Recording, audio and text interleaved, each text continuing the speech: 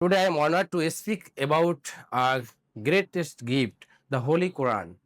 Actually, the Holy Quran is not a book, it is the light of guidance, light of darkness. It is the guide of every step, and it is the for medicine for our every pain in our heart. Actually, in 610 Hijri, revealed this Holy Quran by Allah to the Prophet Muhammad, peace be upon him.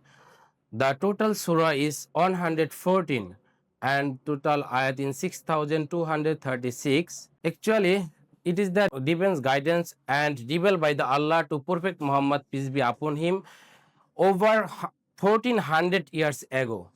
Actually, it is a book.